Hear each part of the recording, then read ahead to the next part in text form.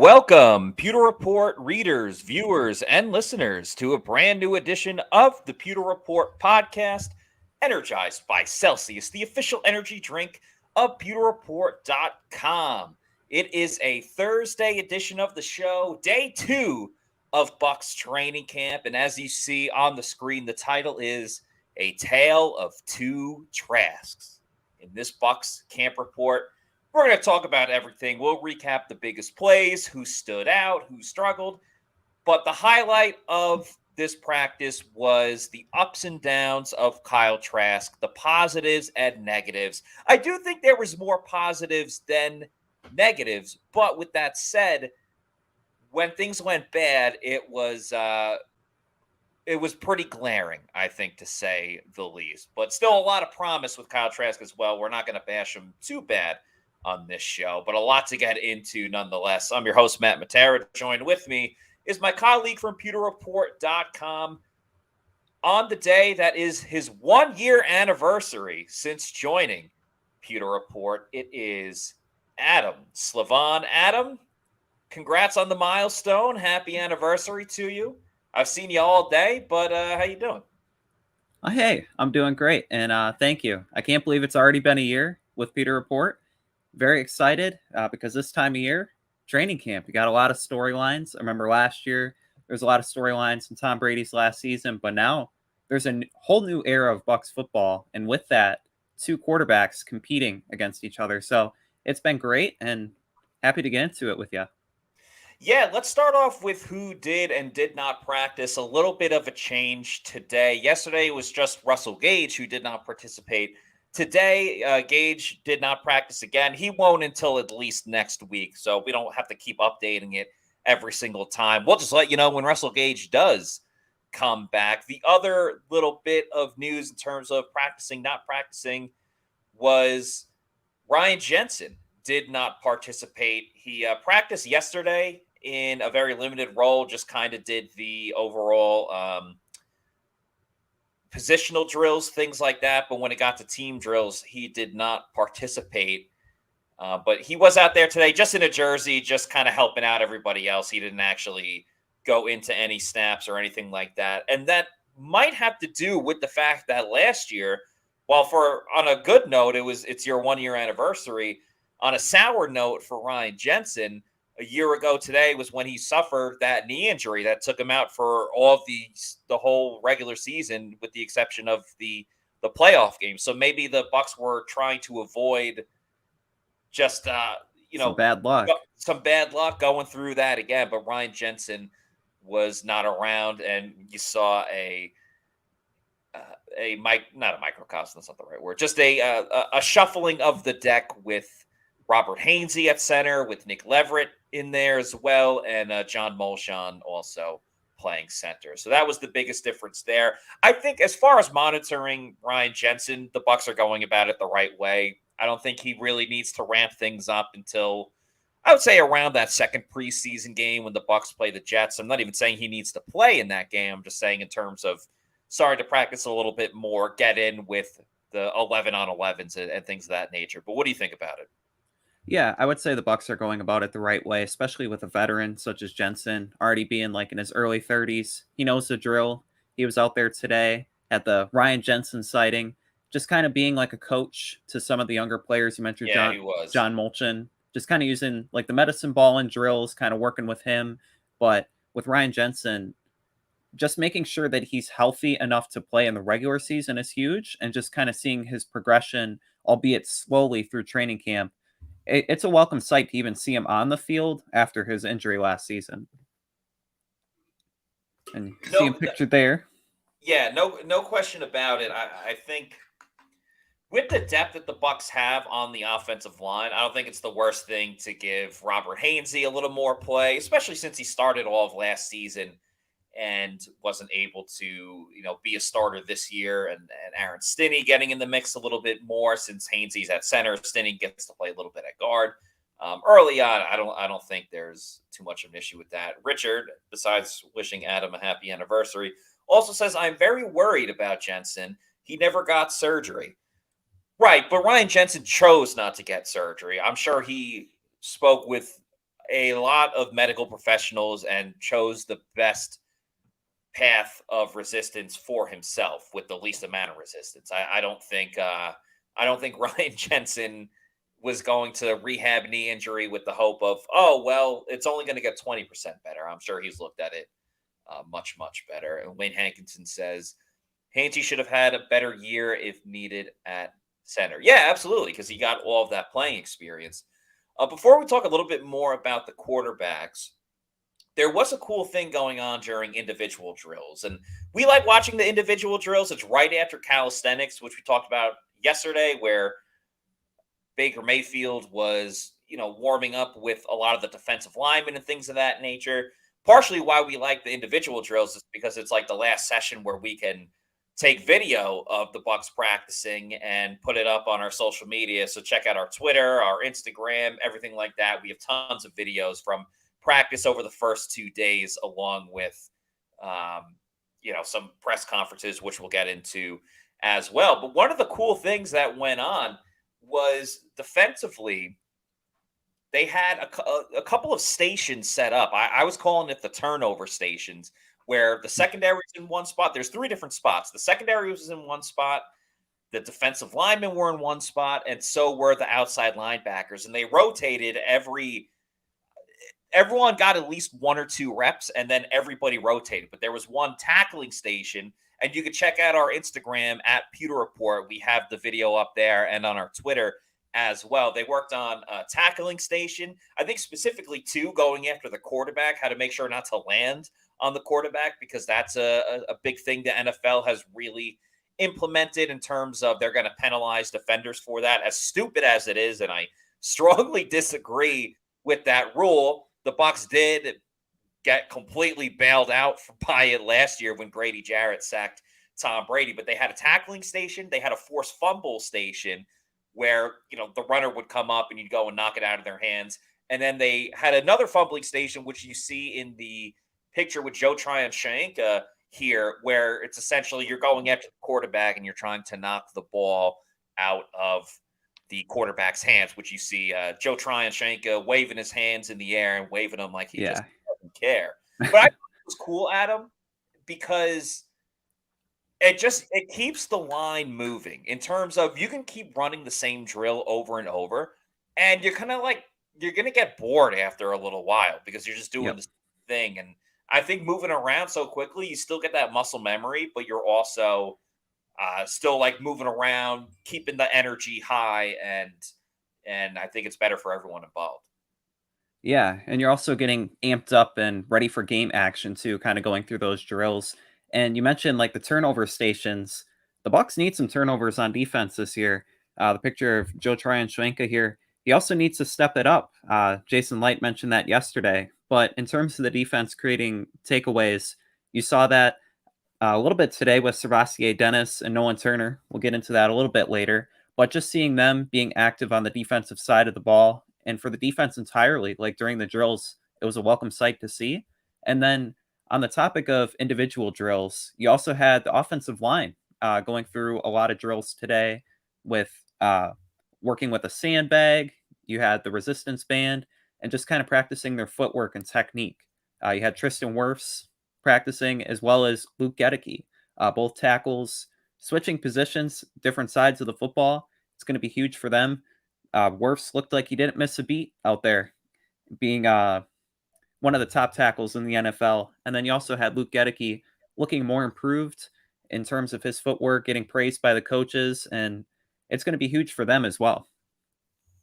Yeah, we have a story on pewterreport.com right now from Bailey Adams talking about why the Bucs kind of named their starters right away. Like since spring, we've known who the starting 5 is going to be, with Ryan Jensen at center, Tristan Wirfs at left tackle, Matt Filer at left guard, and then Cody Mauch at right guard and Luke Gedeke at right tackle. So, there's 2 ways you can look at it. One, you could say, why would you name a starter already, especially when one's a rookie and the other one's a second-year player moving to another position? But as the article kind of states, and I just put it in the chat so everyone can check it out if you haven't read it yet, offensive lines take time to gel. And the sooner you can get it going and get it moving, the better. So the Bucs are trying to take advantage of that as quickly as they possibly can. And this unit, although they haven't worn pads just yet, this unit has been working together since June. And I think that's super important for this group that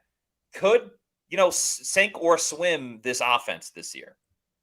Yeah, and I think it's better to have the approach of setting it and forgetting it in terms of just where the starters are, placing them in the different spots, and then just kind of letting them grow and build chemistry together and learning what each offensive lineman likes and doesn't like. I think that's huge for the Bucks, and especially on the right side of the offensive line, you have Yeah. Cody Mauk and Luke Gedeke, like two really young players, just making sure that they're able to hold their own and also play alongside like veterans such as Ryan Jensen and already a young veteran in Tristan Wirfs. And speaking of Tristan Wirfs, I know we just mentioned him a little bit. We also had our other Bucs training camp diary come out this morning. So for those that don't know, we do a training camp diary every season. We've done it for years at pewterreport.com. We usually take an offensive player and a defensive player, a rookie on one side and a veteran player on the other. This year, we are very lucky. We have two studs when it comes Yep. to players that we can get for this training camp diary. We have first round pick Kalijah Cansey is our defensive rookie that we are speaking with, and of course, as we just said, Tristan Wirfs is our veteran guy, all pro offensive tackle, moving to left tackle this year. Obviously, everyone wants to know about that. The first one with Tristan Wirfs dropped today. Cansey's was the day before. But Adam, what was your biggest takeaway from the Tristan Wirfs interview?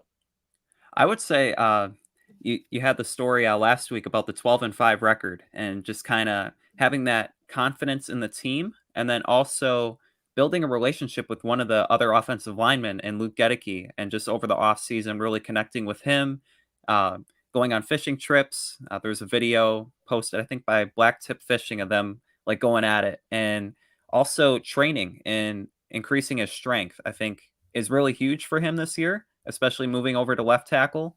And I would say those are probably my biggest takeaways, just being stronger, more confident, not only in himself, but also the team. I think it's crazy that Tristan Wirfs can still get even bigger and even Yeah. stronger given the size that he already is. I mean, he came into the league as someone that was jumping out of pools and just had absolute freak athleticism. So if he can lift more, and the fact that he's built this friendship with Luke Gedeke, and they can kind of motivate each other, at least from a lifting standpoint, and as an offensive tackle as well. I don't know how much more motivation Yeah. Tristan Wirfs really needs. He's an all-pro tackle already, and as we said, moving to a new position. But it's good to have camaraderie in that sort of the sense. And I was talking about this earlier, going back to the interior offensive line a little bit, or really just the whole offensive line and this zone blocking style of offense. Tristan Wirfs, crazy athletic, as we just talked about. Cody Mauk as well. Very, very nimble on his feet and way more athletic than I think most people would understand. Yeah, and just his ability to get to the second level. Saw it a lot yesterday working with Ryan Jensen and just being able to like cut in front of him and get the defensive tackle block. It's really huge to be able to have an offensive guard with that much athleticism and to be able to get to the second level, cover the running back, and really make some holes for a running game that really needs it. And last year it was the worst in the league, and now you have younger backs and Rashad White, Sean Tucker. He spoke today. Yeah. Maybe he's going to be in the mix there, and then other guys such as Keyshawn Vaughn and Chase Edmonds, a lot more athletic instead of power, but I think that's a good mix. Yeah, I'm in full agreement. You don't want all of the same type of running back. Well, Yeah, you want to change things up for the defense. I usually like the quote unquote thunder and lightning approach, where you have the one guy. Usually, you start with the lightning. I would say. I guess you can go about it either way. But if I were choosing, I'd start with the lightning and just have a guy that's quick, elusive, can break tackles, do all that stuff. You tire out the defense, and then you bring in the big bruiser, the guy that can convert on the 3rd and 1s, and so be it, and just pulverize the defense and kind of hurt them even more. So there's multiple ways to really look at it, and obviously it's going to benefit Rashad White and Sean Tucker and others. We'll talk about Sean Tucker a little bit later on this show. Do want to talk about the title character of this podcast. Again, A Tale of Two Trasks, Kyle Trask. A lot of good, some bad. Adam, overall, what was your assessment watching Kyle Trask today? I would definitely agree with you in the aspect of more good than bad. I thought early on, Kyle Trask was very sharp with his throws and just showcasing the agility, the mobility, and the accuracy as well. And layering his throws, making some great connections to the sideline. Of course, you had the interception to Servastier Dennis. It started to go downhill a little bit on those two plays. You had kind of a botched handoff to the running back and then followed up by the Dennis interception. But towards the end of practice, he had a really nice throw. I think the Buccaneers posted it on their YouTube, throwing it to Cade Otton up the seam. I think it was maybe about 25, 30 yards downfield. That was really nice to see. And just seeing him being more nimble and more lean and being lighter on his feet and just being able to move through the drills, throwing on the run, and even getting away from Shaq Barrett, which isn't that easy. Yeah, so that's actually what I wanted to talk about. And we mentioned it on yesterday's show, and you can read about it as well on pewterreport.com. But Kyle Trask put in the effort this summer. He looks lean and mean. And he knew that with this new offense that he had to look the part and get ready to go. And he knew he was going to have to move around a lot more. And not that he's got cement for feet, but he has never been known as a truly mobile quarterback. And I think even the adjustment from the little bit of time off, about a month or so off, now going to training camp benefited him a lot. And I think one of the most exciting plays that he did, it was early on in 11 on 11s, and that guy on the screen right there, Shaq Barrett, who we spoke about, has been moving great since coming back from that torn Achilles. It was 11 on 11, as I just said, a situational type of thing where it was either second or third down, not too far to go.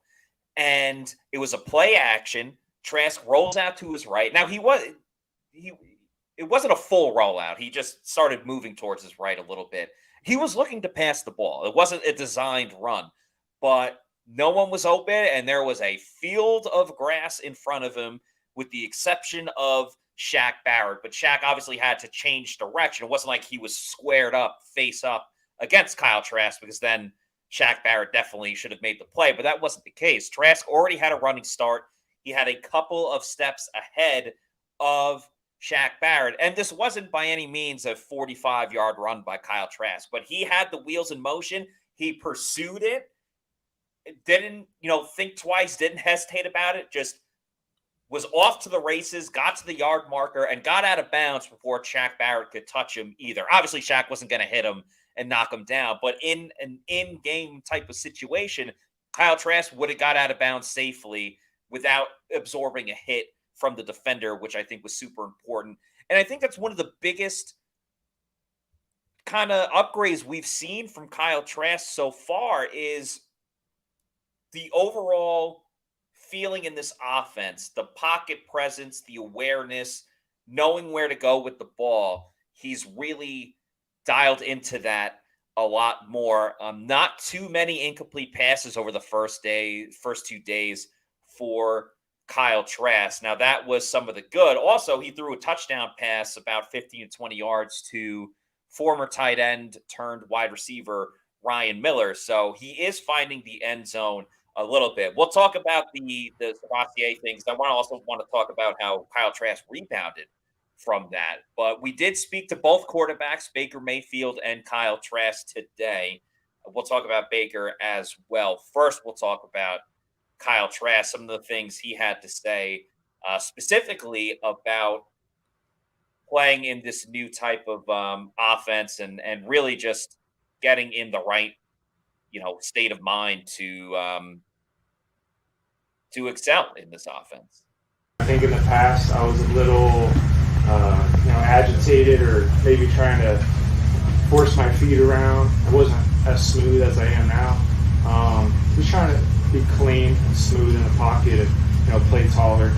I think in the past maybe I was a little squatty. I wasn't playing like I was 6'5". I needed to take advantage of it. So play a little taller, smoother, smooth as fast. So I would say that was been my main focus too. Speeds and keys, what was it for you? I feel like a lot of teams run similar concepts. Obviously, there's variations. You're going to have similar concepts no matter what offense you're in. They're going to have different names. But then you also have your styles, and this style is going to be more of a, you're going to have the keepers and the mid zone and things like that. So, this offense, you got to have your legs ready to, scramble, get out of pocket, go make a play. Whereas, in the past, we're more drop back focused. So just get your legs ready to go and be able to get on the edge and make a play. He said you got to keep your legs ready to go, always be ready to scramble, essentially. But, excuse me, I thought it was also very interesting what he had to say about taking advantage of his big frame. He said he's 6'5", and that he was a little bit too low. And I think that's a big advantage that Kyle Trask has over Baker Mayfield. It's just the height advantage alone, because yeah, there's the Drew Breeses out there, but when you think of like a big quarterback, you think of the size of Tom Brady and the size of Peyton Manning back in the day. And Kyle Trask has all the makings of what a great quarterback should be. It's just a matter of putting it all together. Definitely. And I would say that's an underrated aspect of his game is the height that he possesses. And also credit should be given to him for kind of adjusting his play style. Like you mentioned, the mobility and getting drafted. He was a pocket passer coming out of Florida. Yeah. And he was more heavy set. And he's shed since entering the NFL, I want to say about 20 pounds. So just being able to go from like a traditional pocket passer in an era when that play style is kind of dying. And then also just being able to become more mobile and more fluid with his motion. And he looks a lot more comfortable than he did, say, maybe 6 weeks ago during OTAs, as he's kind of learning the offense, getting more comfortable with it. I think that's going to be huge for him, especially as training camp progresses in the preseason. Seeing how that goes in games will be really critical. If he's able to implement what he's taking from practice and what Dave Canales is teaching him, and when he's under center, when opposing defensive linemen are coming at him. And he spoke a little bit more about just feeling lighter on his feet. To your point about losing weight, he said he lost about 5 to 10 pounds this summer already, and that's before even going into training camp practice. So a little bit more from Kyle Trask. What did you do over the last 6 weeks? Obviously, just new offense coming in the spring, so it was all new for us that first go round. But you have that downtime, and you really want to make sure you're correcting the mistakes you made in OTAs, and you're always going to have new mistakes and new things to learn from. But it's football. But at the end of the day, you just don't want to make the same mistake twice. You always want to be learning and progressing forward. And just going through the day one installs all over again. It just makes you feel more comfortable every time you go through it again. So I think just keep studying and just try not to make the same mistake twice, and just keep progressing. And that's really been my mindset. You feel as fast as you've been in some time, maybe? Yeah. In the past, probably in college, somebody trailing me probably catches me there. Yeah. But if I can get to the sideline before they catch me, that's a plus for me, even if it's 2 yards. So, if I'm getting positive yards, then that's good for the offense at the end of the day. How much lighter are you now than you were a year ago? A year or two ago? 5 to 10 pounds. My main focus has just been to lean out, to stay light on my feet. Obviously, the NFL season is really long. So, durability, got to luckily learn from one of the best in terms of durability. So I just try to, take a few nuggets with me. Before we go further into this, saw this comment from Brad Bravo. Give me 1 second. Who says, does this podcast only talk about the top end of the roster and advertise their own stories? Just trying to find out about a bubble player fighting for a roster spot. Well, Brad Bravo, we've actually spoken a lot this week, recent weeks, about all the Bucs training camp battles, what we've seen from training camp so far. We spent a lot of time talking about the nickel position alone, which has a number of different players lobbying for one spot at the slot corner, whether it's D. Delaney, Zion McCollum, Kayvon Merriweather, Chris Izien. Yep. Yeah. Who else am I missing? Josh Hayes. Those guys are all lobbying for one spot. We've talked a lot about the undrafted free agent wide receivers like Raheem Jarrett, like Cade Warner, Tate Barber. Those are a couple of guys trying to get some of the last spots. Sean Tucker, we talk about a ton. We're about to talk about Sean Tucker a little bit more. Servassier Dennis was a day 3 draft pick that's trying to get inside linebacker 3. So Brad Bravo, I'm just curious, what bubble player do you want to know about, or are you asking about? Because we've actually pretty much talked about almost every single player on the roster, Brad Bravo. But if you want to go in a specific direction, please let us know and we'll address that as well. So let's talk about another bubble player fighting to make a roster spot, which is Servassier Dennis. This guy has been getting interceptions all over the place. It started in rookie minicamp and rookie minicamp happened during OTAs as well, or maybe minicamp. I'm starting to get the two confused. And then had the first interception. And about 10 minutes beforehand, Adam, we were all saying, who's going to be the first defensive player to get an interception? And it was Servassier Dennis. It was in a red zone drill, 11 on 11. And this is where Trask had, he faltered for sure. There was the botch snap like you talked about before. And I don't know exactly whose fault it was. Was it the running back? Was it Kyle Trask? But nonetheless, Anthony Nelson, the outside linebacker, third string outside linebacker, is that too much of a starter for you, Brad Bravo? I'm not totally sure. But Anthony Nelson recovered the fumble, and then it was an interception literally on the next play. So, Brad Bravo wants to know about undrafted rookie free agent Ronnie Brown. Yeah. So, sorry, Brad Bravo. We get like a bunch of different comments, so I'm sorry that I missed it, but I'm addressing it now. Yeah, Ronnie Brown actually had a really good run today. He was showing his ability to. He got up the field, obviously in the zone blocking type of offense. Made a great cut and got to like the second level, almost even the third level of the field. Was going one way and then completely changed direction. Also, Brad Bravo. Earlier, Skip Pete. When I say earlier, I mean a couple months ago, or first time we got to interview him. He was asked him. I even asked him about Sean Tucker, and Skip Pete went out of his way to say, "Oh yeah, Ronnie Brown's really good too." So Skip Pete obviously has his eye on Ronnie Brown.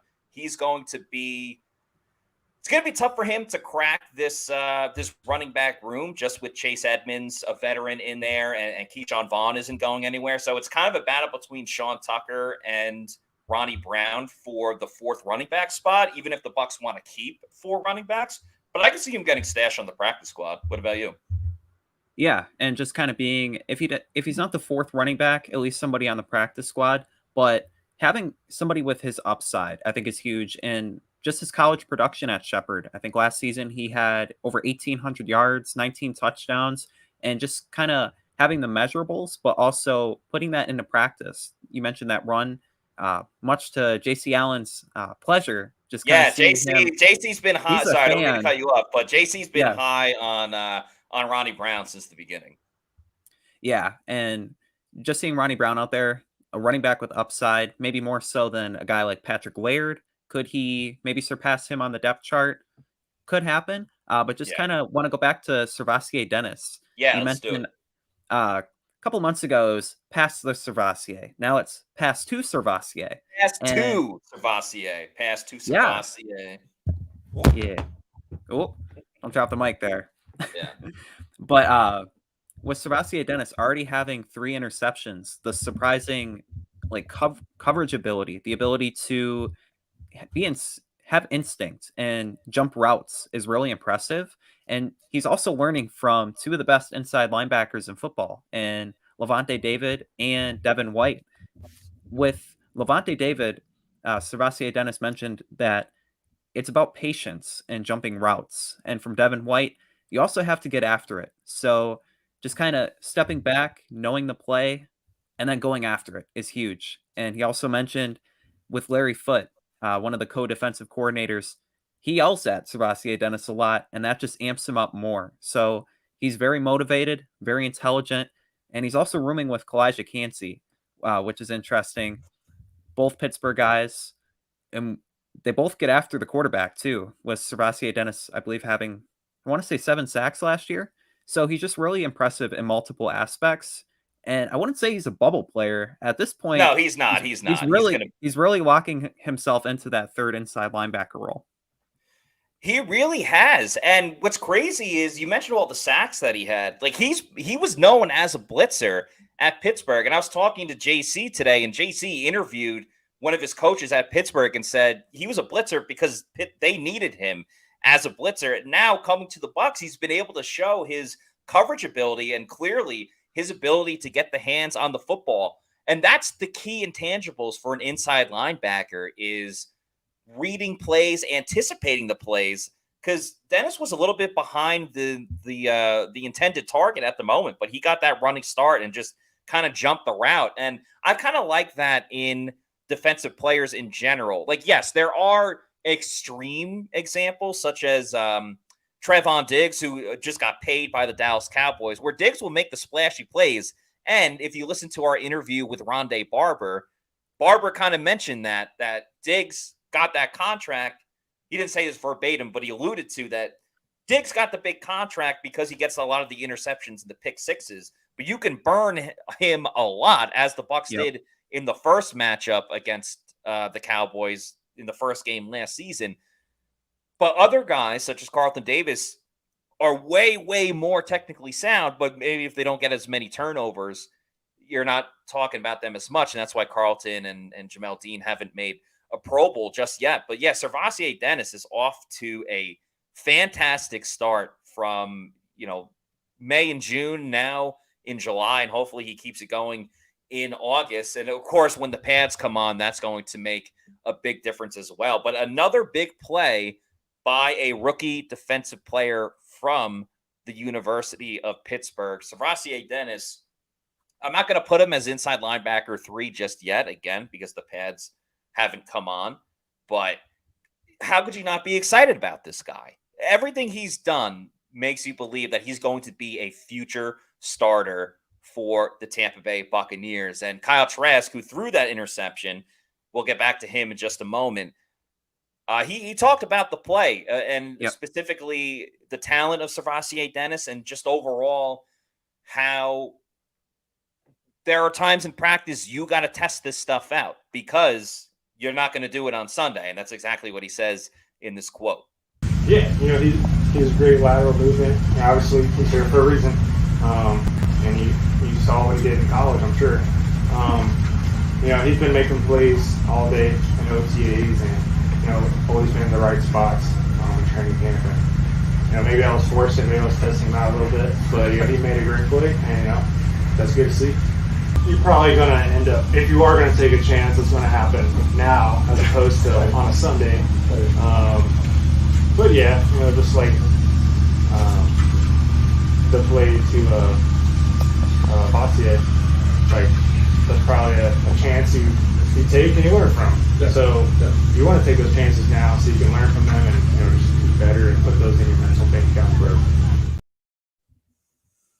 anytime you see an interception, you kind of, you get a little jolt, you get a little excited over it. You kind of get energized by it, which now makes it a great time to talk about the official sponsor of PewterReport.com. The official energy drink as well is Celsius Energy Drinks. Check out their newest flavor, the Cosmic Vibe Sparkling Fruit Punch.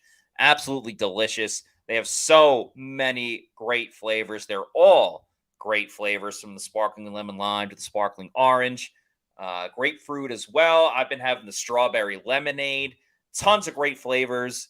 No sugar, no post-crash or jitters from an energy drink that you might get with another product out there.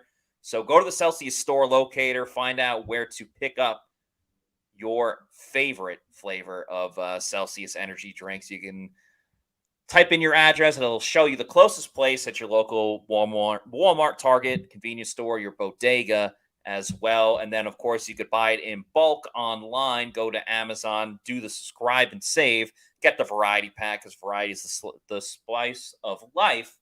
And you can have it sent to your residence whenever you want. You set it up on your own pace and time, whether it's weekly, monthly, quarterly, yearly.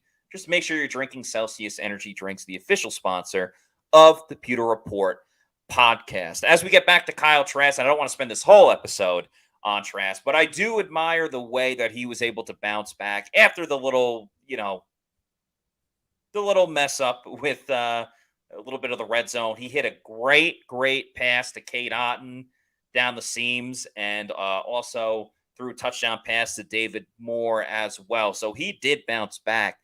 And man, Cade Otton yesterday had a big play down the seams, wide open. Today, probably the second biggest play as far as yardage went. He made a lot of other passes where he was diving, jumping all over the place. It was a nice day for the tight ends, whether it was Cade Otton, whether it was David Wells. A lot of the tight ends were in the mix today. Payne Durham, not as much, but liking how the tight ends are going to be utilized in this offense. For sure. And with Cade Otton, he's a real sleeper in the offense. And just with the amount of quick passes and check downs up the middle, you can turn a 2-yard gain into a 10-yard gain really quickly. And so for Cade Otton to show the ability to go down the field and stretch a field down the seam, but also being utilized on short routes, I think he's destined to have a bigger year than last year. And also another guy to keep an eye on, you mentioned David Wells and getting a lot of second team reps today. You have Keefe is more of a blocking tight end. Payne Durham, he's still coming along. Have to see him when pads come on. But for David Wells, he's the oldest tight end in the room, crazy enough. And he may get some snaps in there. Yeah, he very well may. Now, David Wells, towards the end of practice, got a little bit banged up. He's fine now, so no injuries really to worry about. And so it was a throw down the middle, and Wells went out to catch it. And again, they're not in pads. They're not really supposed to hit each other. But sometimes if you're going for the ball, it's just going to be a bang play. And it was Nolan Turner that kind of like made the hit, but also wasn't trying to hit him at the same time. And Nolan Turner is obviously another guy that's fighting for a roster spot as a safety.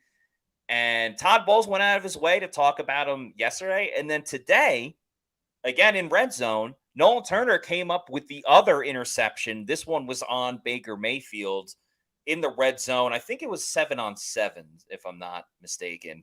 Yeah. And Baker was just, I don't fully blame this one on Baker because I think, again, in 7-on-7, at some point, you're just trying to get rid of the ball. Now, he could have just thrown it out of the back of the end zone, but he really tried to fit one in there. And Nolan Turner made the play. And it's kind of like in baseball when you make a great play in the field and then like you're first up to bat the next inning and you get a hit. It's kind of like that where Todd Bowles is like, yeah, Nolan Turner is a good player. He's much improved from last season. And then he goes out and makes an interception. No turnovers the first day, 3 turnovers today by the Buccaneers defense. So a sight to behold. Yeah, and with Nolan Turner, with just so many young undrafted safeties in the room, last year he didn't get the opportunity with Logan Ryan and Keanu Neal kind of joining Antoine Winfield and Mike Edwards. But now that they're gone, he has a real chance to claim a backup safety role and get more playing time. And plays like today when he had the interception, that's only going to add to his case. And getting a shout out from the head coach, that's huge. And last year he had a solid training camp. And during the preseason, he made a few tackles. Now it'll be interesting to see if he keeps that up and can continue to improve and make plays. And like I said, that interception did come at the hands of Baker Mayfield. Baker, I thought he was okay today. I thought he could have been a little bit more accurate. And that's the biggest thing for me is when the pocket starts collapsing around him. We talked about the big size of Kyle Trask. I don't know if the way this offensive line is, at least right now on July 27th, I feel like sometimes Baker might get like really engulfed just because of the way that the offensive line can break down at times. What was your assessment of Baker? So for Baker Mayfield, for me today, he didn't wow. You mentioned the accuracy. There were some throws where he led the ball too far from the receiver. And so he wasn't really as accurate as Kyle Trask was. But what I took away was from his press conference when he mentioned like having the chip on the shoulder mentality Yeah. and just his leadership. I think like the very subtle things you notice with Baker Mayfield more so than Kyle Trask, and that he was with the defensive lineman yesterday and today. There was a moment on the sideline when he gave a chest bump to Tristan Wirfs, and just his leadership and command of the offense is there, but it's putting it together and being accurate with his throws. And I thought it was very interesting when Todd Bowles, when he was walking away from the podium today, he kind of yelled out to Baker Mayfield, "Hey, are you the starter?" And that sparked some interesting conversations. Yeah, I'll play that video in a moment. We don't have Bowles on. You don't hear Bowles' voice, but you see Baker's kind of reaction to it. But first, Baker had the, it's really more the receiver, but Baker had the biggest highlight play of the day. Adam, do you want to tell the Pewter people what that was? Oh yeah, so that was to Raheem Jarrett, the rookie wide receiver out of Maryland, the former Terrapin.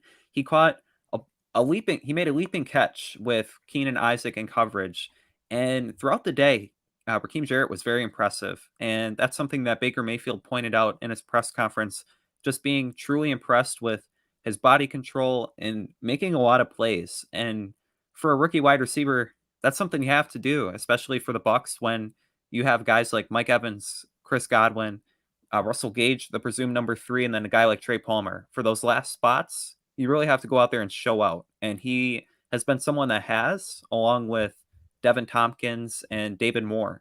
I think those 3 wide receivers have the strongest case to be wide receivers number 5 and 6. But that was the biggest play. It was a great throw by Baker Mayfield, throwing across his body to the left sideline. And on a day where he wasn't the best, that was one of the most impressive plays. Yeah, Raheem Jarrett has been everywhere. I think the most impressive catch he made came in the first day when Ryan Neal was smothered all over him, and he still somehow came up with the ball. He's showing his super athleticism, just showing how he can, adjust in the air as well. And kind of, it was one-on-one, a little bit of a push, but still got up and made the play. David Moore had that touchdown as well. And Devin Tompkins, crazy speed. We spoke about him yesterday, so I don't need to comment too much on him, but that agility is crazy. Bucs have a lot of really talented wide receivers. It's a shame they can only keep so many. But let's get to that video of Baker Mayfield talking about, first responding to Todd Bowles and everything that went on with that situation. And then we got a couple other videos as well, because Baker said he's wired different.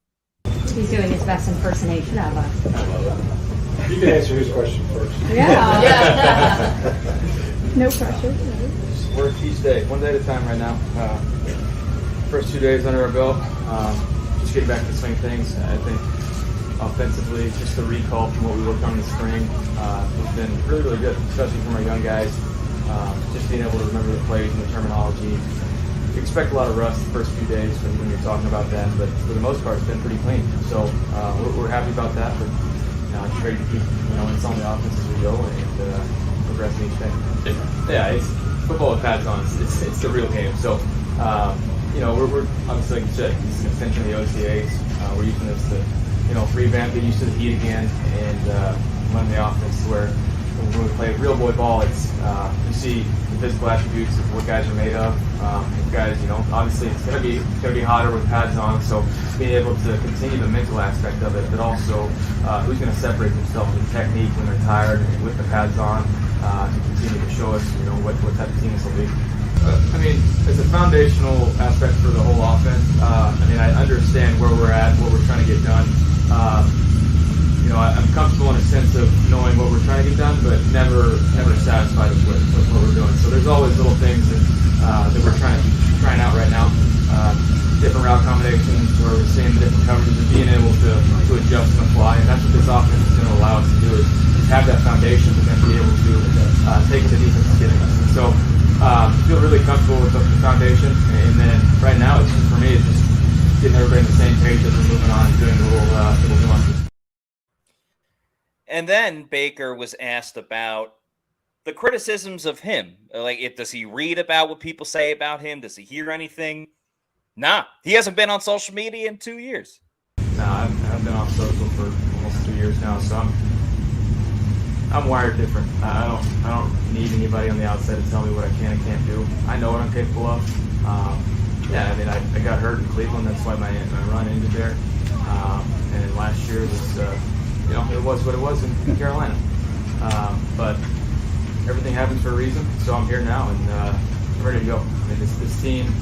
You talk about skeptics and what the narrative is around this team. I think it speaks to our veterans and the people that were a part of the run to the Super Bowl and the success they've had recently, more so than me. I'll always have a chip on my shoulder. That's how I approach every day. But it's good to be around a room and a group that has had success, continue to have that mentality as well. So it's a good fit, but we're going to write our own story. You can't carry on anything from the past years. You might internalize and think about it, but nothing translates to the next year. Both quarterbacks talked about the competition as well, where they don't necessarily view it as a competition, just themselves trying to get better each day. We'll play that video in a moment. But first, let's hear a message from our friends at Immuni Financial.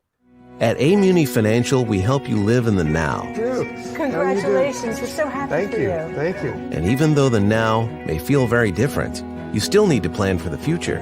How's retirement treating you? Oh, just fantastic. I know I say it all the time, but you really got to come up to Colorado. Let's do it. All right. Yeah. We can help you develop that plan to keep you on track, so you can still prepare for tomorrow, today. Amuni Financial. Plan ahead, stay ahead. Immuni Financial, please check it out. They it doesn't matter where you are in the States, they can help you out. It's not just reserved for one part of the country. Proudly serving clients across this country since 1980. They got advisory services, legacy and retirement planning, insurance services, annuities, a lot of other things to offer as well. Give them a call for a free consultation. And also, if your child is going to college and you need to make sure you got everything set for college savings, they can help you out with that as well. So Immuni Financial, give them a call. So the quarterback competition, both guys looking at it in a similar way, but a little bit different. Talk about their own relationship as well. So we'll start with Baker and then go to Kyle Trask, because Kyle Trask also spoke about something else too. Competition-wise, we're trying to make the QB room as good as possible. I've always said franchises go as the QB room does, how they gel, how they get everybody, how they communicate, get everybody on the same page, how they lead. And so right now, like I said, I'm going to approach each day the same, no matter what position I'm in.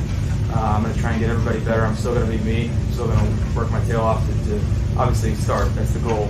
But to get everybody else better around me, to raise that competition level and that standard as well. And so, but yeah, being in different places and experiences always helps you. If you don't take lessons from that and learn from it, you're doing it wrong. So obviously I've taken lessons from that, understanding how to approach the game from different seats, as you mentioned. But I'm approaching it like I want to be the starter. I mean, obviously I'm a little more outgoing than Kyle, but Kyle's a great guy. So to me, competition always brings the best out of anybody.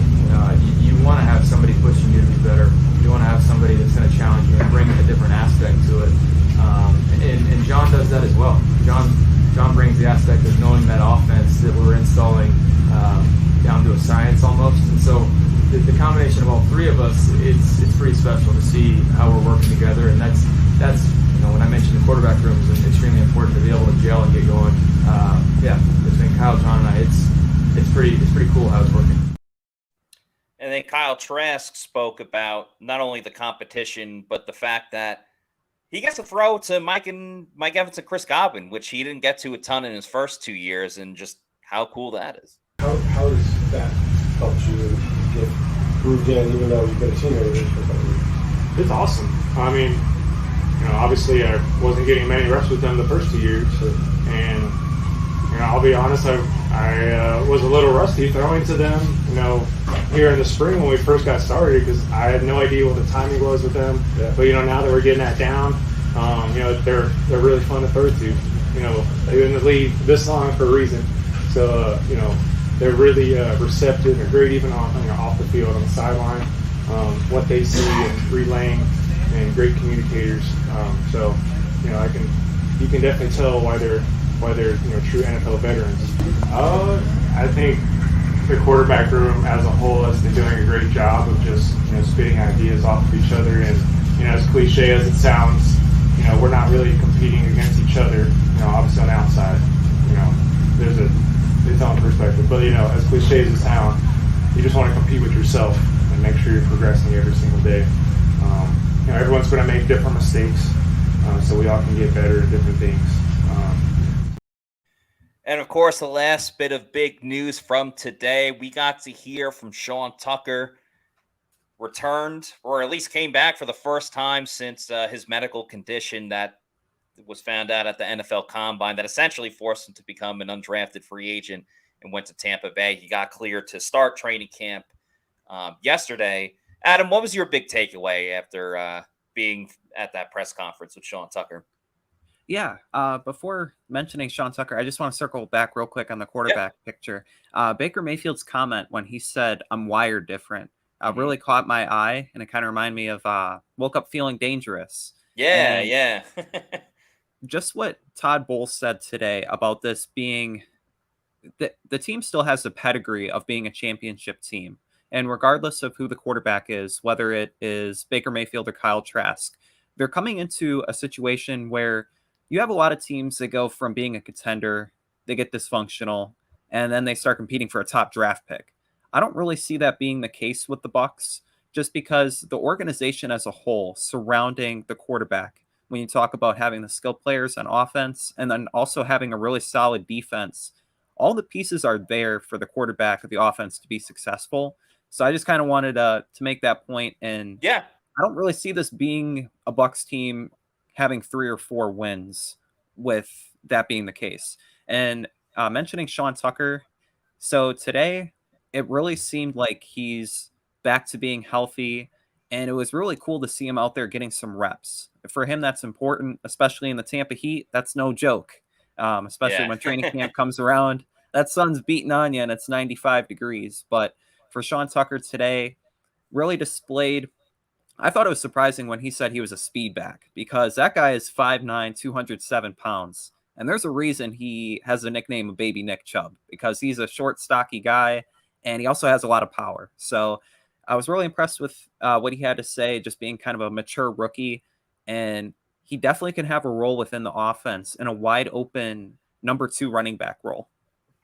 Yeah, and he has like a way different perspective of the offense because of the fact that he got to just straight up just watch it for a month essentially, and then able to participate in as well. So first we'll play the video of him, just how it affected him going through this whole process of having a medical condition.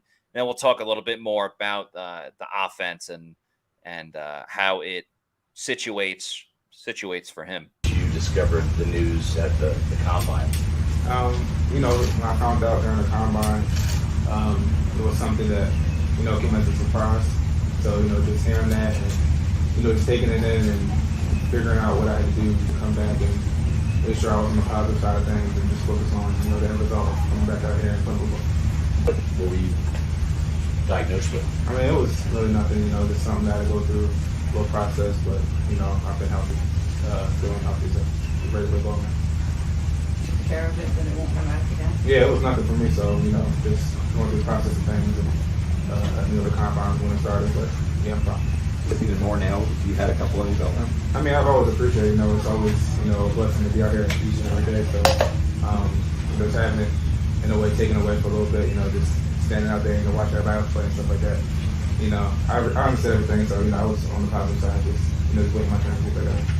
What's your second round pick, but I still got my chance. It was hard, at first, just hearing everything. When I got the news, like I said, came as a surprise. So, hearing that like the day before my position group had the Combine drills. And for the second video, him watching the offense. From just watching on the sidelines, threat OTAs, and in the classroom, picking up this scheme and all of that. I would say it wasn't too bad. Coming from Syracuse, I feel like the running style is kind of similar, so it's not like a complete changeover for me. And the mental reps that I was getting on the sideline through OTAs and everything definitely helped. And then being able to come out here and actually do it felt good though. Nice analysis schemes for outside zones. How is that for what exactly to be able to execute? I think it gives us options, just, having more field, especially for me, having more field to run and having space, that creates opportunities. So for running back, that's definitely something that you want. How much are you looking forward to the pads finally coming on where you can show the entirety of your game? It feels good. That's what football is about, having those pads on and people running around, flying around, contact. So it's definitely what we've coming to the football field. What do you think when he said that before the combine, he put it out on his social media, on his Twitter, that he was running a 4.3 40-yard dash? Man, if he ran a 4.3 during the combine, there would have been no doubt that he would have been like a second, third round running back. And I think that speaks to just like the value the Bucs got in Sean Tucker. There was other places that he could have gone. Mentioned, I think, the Ravens and the Packers as being destinations, but he chose to come down to Florida and be in Tampa Bay. And with having so much speed and then also just like the power, he's a really dynamic player. And if utilized properly, definitely could see him breaking out. And I don't know how much he was studying some of the other teams and who has what running backs on the roster, but out of those three teams, he definitely made the right choice with going to the Bucs with Rachaad White as the top guy. But again, in today's NFL, with all the rotations, all those other running backs in the room on one-year contracts, Keyshawn Vaughn in the last year of his deal, this is a fantastic opportunity for, I keep wanting to call him baby Nick Chubb, but for Sean Tucker to have a legitimate role on this team. And he commented on what he thought about getting the nickname baby Nick Chubb and who gave him that nickname. Who started that, and what are your thoughts on that? It came from Trey Palmer. That's what he called me around the building and stuff like that. It's funny, but yeah. What are your thoughts on that? Definitely a person that is up there as a running back. So running back. But there you have it. Trey Palmer was the one that gave him the nickname Baby Nick Chubb. So rookies looking out for rookies in that sense of it. Another way we're going to look out for you, we're going to tell you where you can make a lot of money, and that's with Underdog Fantasy. And, of course, playing Underdog Fantasy and their Underdog Mania, the Money Ball, use the promo code Pewter. You can set up a lineup, set it and forget it. You can use that promo code and get some free money to play in these different tournaments. The Best Ball Mania goes on before the season starts, up to millions and millions of dollars of prizes. A lot of fun. You can do the head-to-heads as well. So many different games and matchups that you can get involved in. We'll be playing it as well at pewterreport.com if you want to play against me or Scott Reynolds or Adam. We're going to have our own leagues as well, so don't got to worry about trades or anything like that. So many different games to play at Underdog Fantasy. So use that promo code Pewter, get a free sign-up bonus. Use that on Best Ball Mania or any of the different tournaments that Underdog Fantasy has going on. That's Underdog Fantasy. Use that promo code Pewter. Adam, is there anything we missed today? I feel like we covered a lot. We did cover a lot, and from what I had down, all the biggest topics were the quarterbacks, Raheem Jarrett, Savassie Dennis, and Sean Tucker. You have the quarterbacks, and then also some rookies making an impact, whether on the field just getting out there or starting to make plays. And as training camp goes on, I think you're going to see a lot of rookies make plays because this is a young roster with a lot of talent and a lot of depth. And Todd Bowles said today that the backups, he sees some guys out there kind of developing into good backups. And yeah, I think for us that covers it.